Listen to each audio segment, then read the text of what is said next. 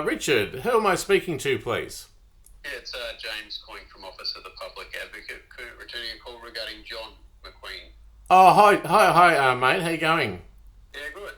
That's good. Look, John's been served with a what is it called? Like the crisis assessment team went to his house, and he's been the victim of a heinous oppression, and he's lost millions and millions of dollars in detriment via a conspiracy to pervert the cause of justice. Now, I know this sounds like I'm the patient, but just bear with me. He has suffered a suicide in Werribee Mercy Hospital in 2021, and he further that hospital suicide was deemed as fatal. Now, no one stood up for him because he was character assassinated. Now, he stood up for himself, and the government ombudsmans condoned it as nothing to see. Now, he's tried to get justice for his human rights issues, but he's lost over $1 million at the Australian Human Rights Centre. He's lost his job. He's lost his income assist. He's been framed in 2 VOCAT cases, and this is what he's shown me and proven to me. He lost $1 to $2 million at the Australian Financial Complaints Authority, and his work cover claim that is still ongoing is before the AAT on this Wednesday. Now, what has happened is that he has been so effectively framed and character assassinated that he cannot go to police, he cannot be a whistleblower, and he cannot be access to the law. Now, it's within this government's constitution that I'm aware of that the Charter for Human Rights, Dignity and People with Disabilities say he must have equal access to the law. Now, there's 2 situations that are extremely urgent here. One is that he's been served with a document that is to incarcerate him. He was warned last time he was in hospital that he would be incarcerated and a ward of the state permanently. The man has done nothing wrong. He is the victim of a conspiracy that the mental health team are a part of. Are you with me? Okay, I'm just trying to see where I fit in this because you've Well, got the Office of the Public Advocate, so I'm quite on, and you called the after hours number, so I'm not sure why. Well, he's going to be incarcerated against his will tomorrow. Right? What if you're the Office of the Public Advocate and this man is a public person and he has suffered an extreme duress, including conspiracy to murder, and lived in poverty for an entire year whilst they rob him of millions of dollars, isn't that something that the Office of the Public Advocate would want to know about and intervene with? And additionally, because he's going to the AAT on Wednesday for his work cover case, which is probably now a TPD because he suffered a brain injury, he has not got a representation in litigation. Now, it is within the Charter of Human Rights of people with a disability that people of public office don't stray outside of that legislation, which is ingrained into law. The government now has a 25-year experienced lawyer to kick him when he's down on Wednesday at the AAT, when he's supposed to defend himself as a person who is incredibly oppressed and who the Attorney General herself condones that she will not intervene. This sounds incredibly complex, Richard. Well, the basic thing is that you as a public official employed by the government also have a duty of care and an obligation to act within human rights. He's published a website. It's called killhim.info. He believed that there was a movement to kill him, and he believed that even further after he suicided in the hospital, and it was condoned by the Commonwealth Ombudsman as innocuous. Now, he believes further that they are aiding and abetting his death by attacking him by proxy in the hip pocket. The system is watching him. His former partner is an ASIO agent who owes him $500,000. That's for starters. But look, you as a public person, can I just grab your name again there? Sorry. Yep, James. James, who from the public opposite? What do I need to give you my surname? Oh, just wondering. Can I just explain who you've called? So obviously I work for the... Yeah, sorry, I may have got the wrong person. I just assumed that...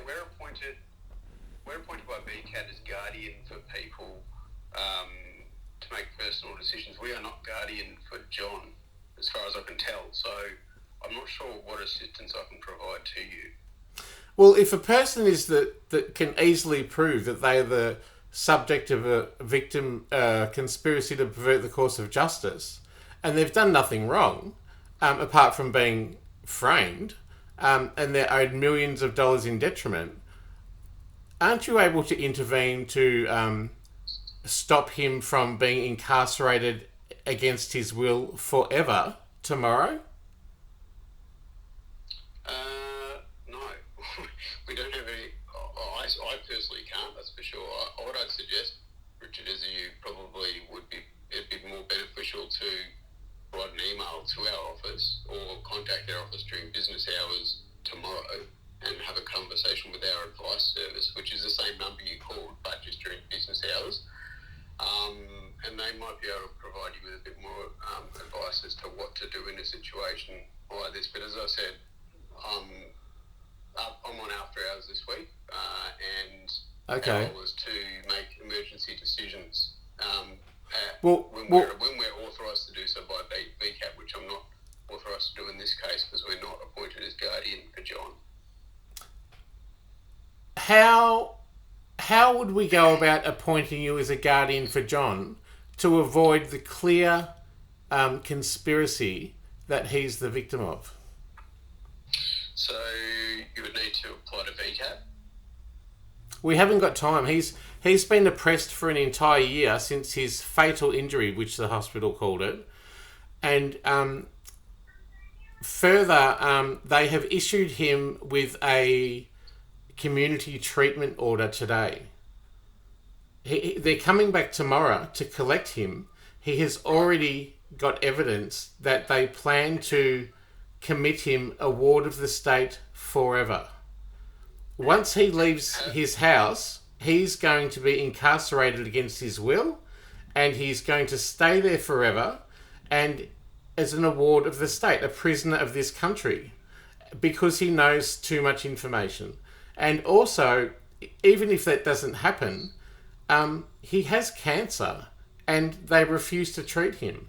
And the third thing... Pardon?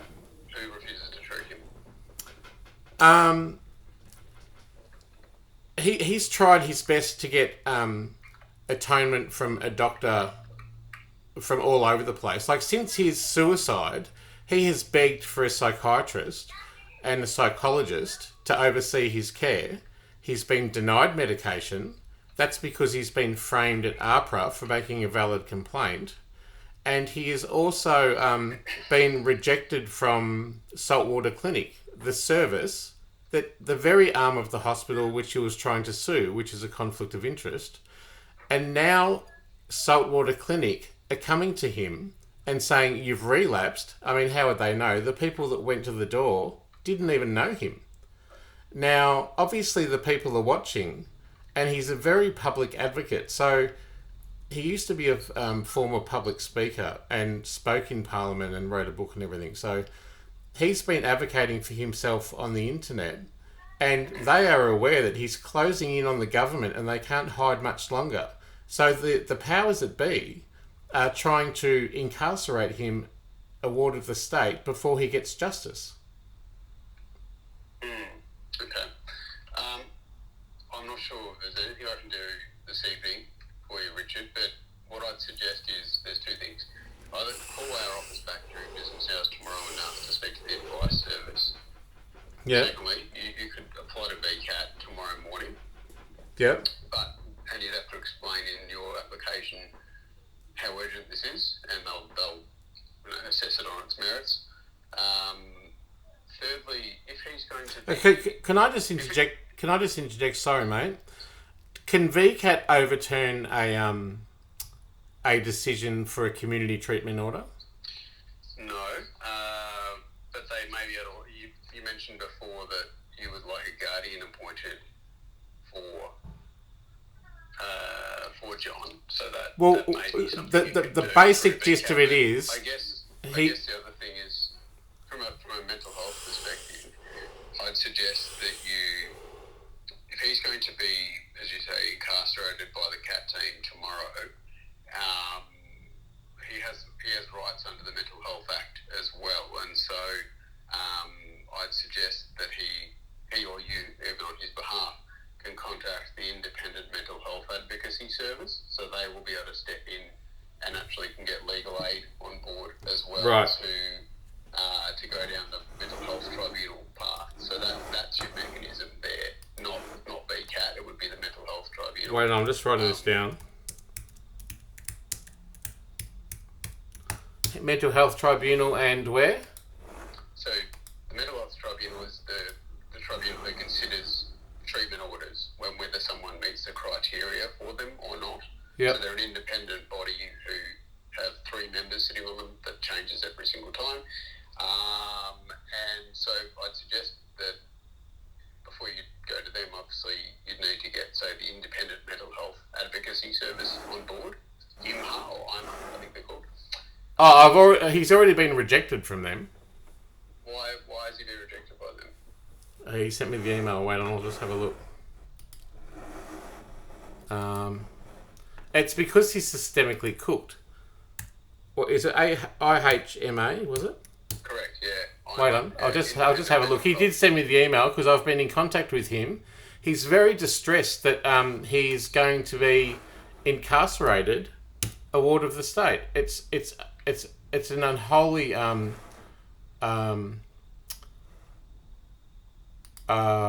injustice. Hang on. Yeah, I just got it the other day. I'll just have a look in. Sorry, mate. If you can just bear with me for 1 sec. I'm sorry to waste your time. Just bear with me. Just bear with me for a sec. Is IRMA a government agency? I've got. IRMA is in. Oh, what? How do you spell it? IMHA. IMHA. Okay. Here we go. Okay. So he's written a letter. Belinda, I need your support. He's asked Belinda from IRMA to advocate for him on behalf of the government lawyer and the AAT. Under the Charter of Human Rights of People with Disability, it is unethical for the AAT or its members who are bound by the human rights laws that Richard be treated unequally. He's got the Comcare number, and he refuses to be taken advantage of by means of omission, which proves a conspiracy to fulfill the cause of justice, and he'll be speaking to no one but through an advocate. And he's asked Belinda to sign it and be an advocate for him. But she has written back to him and said, "Thank you for your email. Unfortunately, I'm not able to follow your request and send the email you requested. There are a number of reasons for this, which I've discussed with my program manager. IMHA is not currently working with you. The email is not actually written by me and does not reflect my work undertaken with consumers. And IMA is non-legal advocacy service and I'm unable to make reference to equity under law or any law-related questions." Well, in that case, I think your only other option is to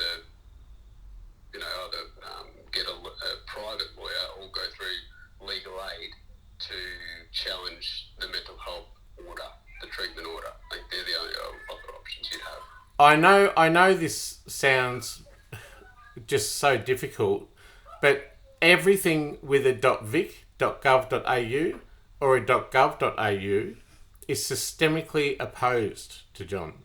He has written to a lot of ministers, a lot of agencies, including APRA, NHP, OPC, IBAC, the police, the federal police, the ombudsman.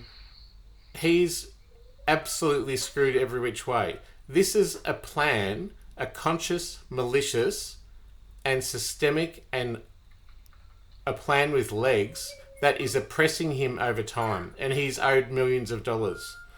What do you think that he should do?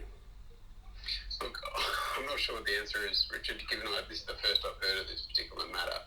I'm not an advice service worker. I'm the after-hours duty guardian for our office, so I can't give you any binding advice. All I'd suggest is that the mechanism, if John is challenging the mental health treatment order, as it seems, and that he's going to be taken off to hospital by the CAT team tomorrow, I think the only other mechanism you have is to apply to the Mental Health Tribunal, because they're the only people who can override a treatment order. Okay, no worries. Yeah, so that's all I'd suggest. But best of all. What is it? The best the mental health mental health mental health tribunal. So they're the tribunal of the court who hear requests or for review or reassessment of a treatment order under the Mental Health Act. Yeah. Okay. No worries. Well, thank you for your help anyway. Can you just summarise for me in one sentence what the Office of the Public Advocate does, under which agency or auspice?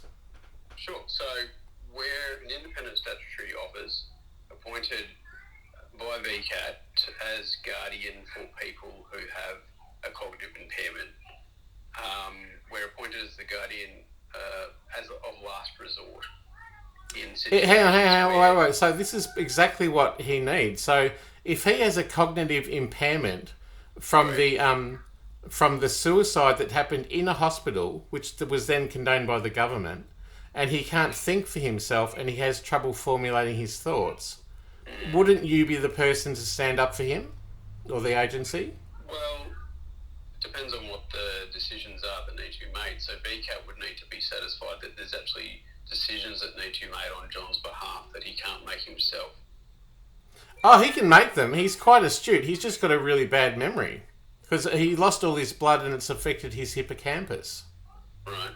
And the fatality in the hospital from Werribee Mercy over a year ago, from which he was then rejected from the health system, and no one has even ever acknowledged that he can't even feel his feet. Oh, sorry, I can hear your kid in the background. Sorry to bother you. He can't feel his feet. Like, if he can't feel his feet from that injury, and that what the Hospital Freedom of Information calls a fatality and a lethal injury, imagine what it's done to his brain. He was found unresponsive with zero pulse, zero observable pulse. And they stitched him up, kicked him out, and then promptly kicked him off the service. That's not right, mate.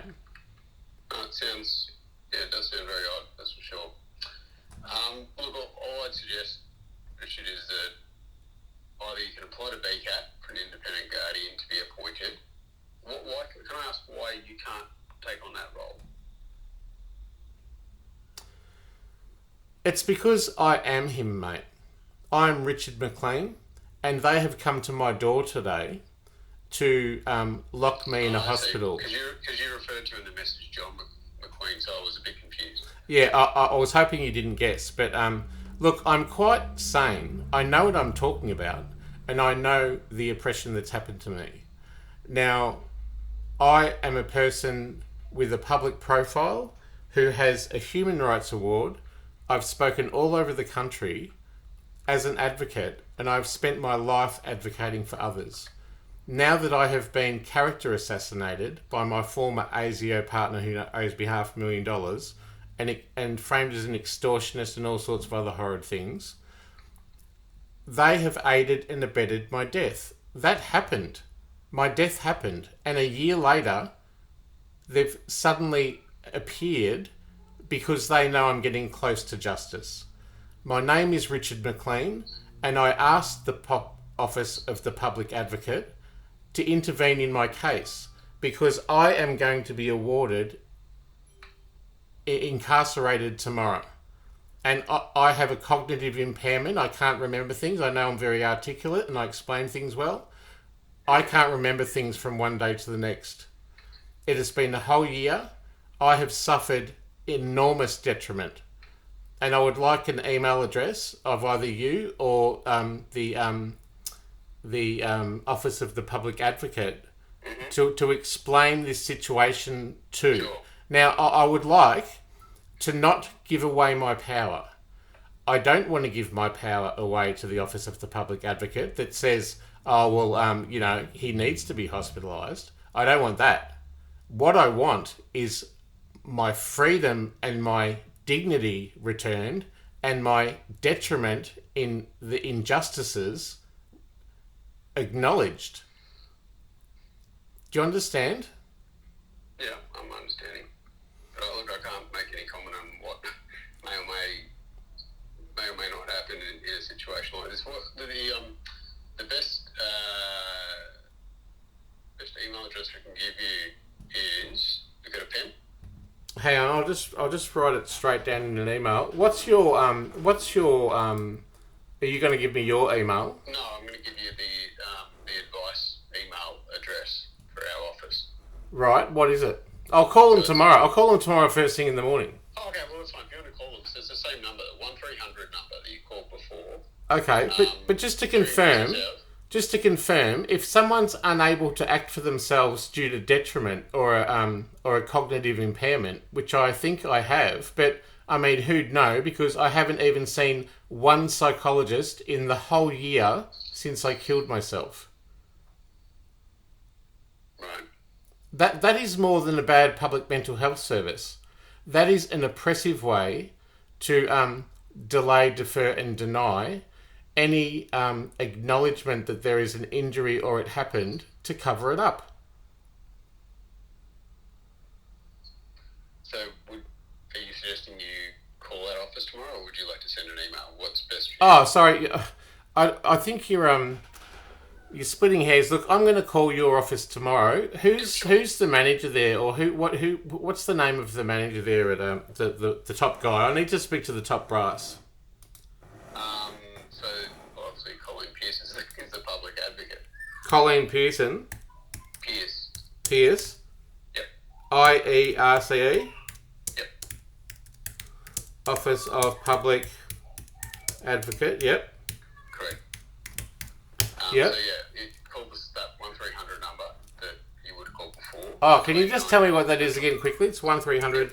1300 309 337 between 9 and 5 tomorrow. Okay, I'll call first thing 9 in the morning. Okay. Thank you for your time. Was it obvious that it was me? Look, I didn't want to make any assumptions, that's for sure. But you were suspicious.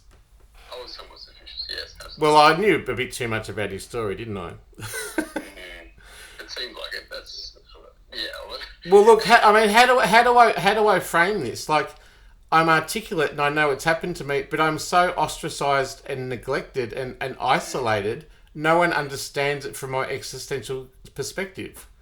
Sure. I had to kind of externalise him as like a bit of a character. And I am a doctor. I'm a doctor of philosophy. I've done ethics. Like I know what ethics is. It means do no harm. Incredible harm has been done to me, and it's still going. It's a heinous thing. Anyway, thanks for your time today. No problem. I hope it works out for you. Well, I hope I'm not jailed for the rest of my life or killed because there's a hitman at the door. Anyway, all right. Thank you, mate. Thank you. Bye.